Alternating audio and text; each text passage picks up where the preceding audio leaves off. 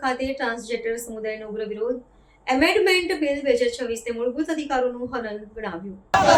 बराबरी से काम कुछ भी नहीं, कुछ भी नहीं। बराबरी से काम कुछ भी नहीं, कुछ भी नहीं। पहचान नहीं मिटेगी, आवाज नहीं दबेगी। पहचान नहीं मिटेगी, आवाज नहीं दबेगी। વડોદરા શહેરના સુપ્રસિદ્ધ કમાટીબાગ ખાતે તાજેતરમાં ટ્રાન્સજેન્ડર સમુદાય દ્વારા કેન્દ્ર સરકારના નવા એમેન્ડમેન્ટ બિલ 2026ના વિરોધમાં એક વિશાળ અને ઉગ્ર પ્રદર્શન યોજવામાં આવ્યું હતું। હાથમાં વિરોધ પ્રદર્શિત કરતી સૂત્ર તખ્તીઓ ધારણ કરીને મોટી સંખ્યામાં એકત્ર થયેલા સમુદાયના સભ્યોએ ભારે સૂત્રોચ્ચાર સાથે પોતાનો આક્રોશ વ્યક્ત કર્યો હતો।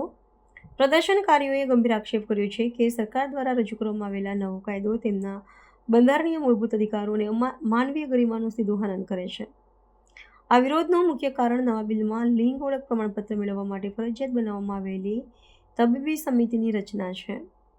આંદોલનકારીઓએ સ્પષ્ટતા કરી હતી કે દેશની સર્વોચ્ચ અદાલત વર્ષ 2014માં આપેલા ઐતિહાસિક ચુકાદા અન્વયે તેમને પોતાની લિંગ ઓળખ જાતે જ નિર્ધારિત કરવાનો સંપૂર્ણ અધિકાર પ્રદાન કર્યો હતો, પરંતુ આ નવા કાયદાકીય સુધારા મુજબ હવે તબીબી સમિતિ જે વાતનો અંતિમ નિર્ણય કરશે કે વ્યક્તિ ટ્રાન્સજેન્ડર છે કે નહીં।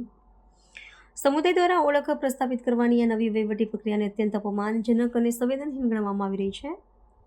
નવા કાયદાની જોગવાઈઓ અંગે તીવ્ર અસંતોષ વ્યક્ત કરતા સમુદાયના આગેવાનોએ જણાવ્યું હતું કે સરકાર તેમની વાસ્તવિક અને પાયાની જરૂરિયાતો પ્રત્યે ઉદાસીન વલણ દાખવી રહી છે। શિક્ષણ અને રોજગારીના ક્ષેત્રમાં સત્તાવાર અનામત જેવા અત્યંત આવશ્યક મુદ્દાઓ પર ધ્યાન કેન્દ્રિત કરવાને બદલે સત્તાધીશો માત્ર બિનજરૂરી કાયદાકીય અડચણો ઊભી કરીને તેમની મુશ્કેલીઓમાં વધારો કરી રહ્યા છે।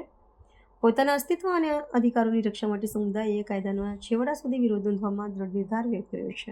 ये ट्रांसजेंडर बिल 2026 अमेंडमेंट बिल सरकार पारित करना चाहती है और इस बिल में ये कहना चाहते हैं कि जो भारतीय संस्कृति परंपराओं से जुड़े हुए किन्नर्स हैं या कोई भी राज्य में जिनको जो बोला जाता है उन्हीं लोगों को गवर्नमेंट थर्ड जेंडर और ट्रांसजेंडर के रूप में मानेगी।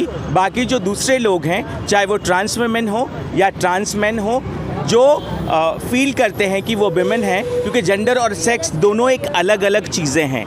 आपका सेक्स बायोलॉजिकली आप कुछ भी पैदा होते हो, लेकिन आप क्या फील करते हो उसका मानव अधिकार हनन हो रहा है। क्योंकि नालसा जजमेंट 2014 में जब आया तो नालसा जजमेंट कहता है कि आप कोई भी सेक्स में पैदा हुए हैं, लेकिन आप क्या फील करते हैं, आप जो फील करते हैं, अगर आप फीमेल फील करते हैं या मेल फील करते हैं तो आपको ट्रांसजेंडर माना जाएगा और ये आपका मानव अधिकार है। तो आज 2014 नालसा जजमेंट का भी गवर्नमेंट उल्लंघन करके ये बिल पारित करने जा रही है। तो उसके अपोज में हम खड़े हुए हैं कि ये बिल पारित होना चाहिए। ये बिल पारित हो जाता है तो उसके बाद एक मेडिकल बोर्ड बनेगा, गवर्नमेंट कह रही है। तो कोई मेडिकल बोर्ड किसी का बॉडी पार्ट चेक करके कैसे बताएगा कि ये ट्रांसजेंडर है या नहीं है, या किस तरीके से वो चेक करेंगे, क्या चेक करेंगे, मुझे वो समझ में नहीं आता है। क्योंकि मैं क्या फील करती हूँ वो मेरा अधिकार है, मेरे राइट्स हैं, मानव अधिकार है, उसका उल्लंघन हो रहा है यहाँ पर।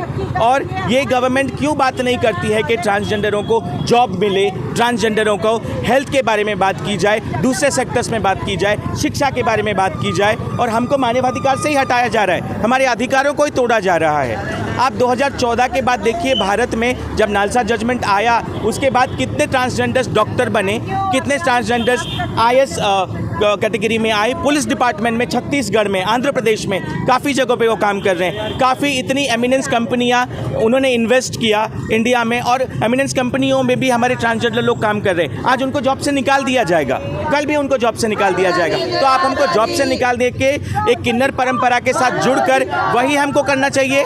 हमको पढ़ना नहीं चाहिए, हमको जॉब नहीं करनी चाहिए, हमको आगे नहीं बढ़ना चाहिए। तो ये बिल हम बिल्कुल स्वीकार नहीं करते हैं, उसका निरस्त और इसका हम अमेंडमेंट चाहते हैं कि हम इसे हटाया जाए।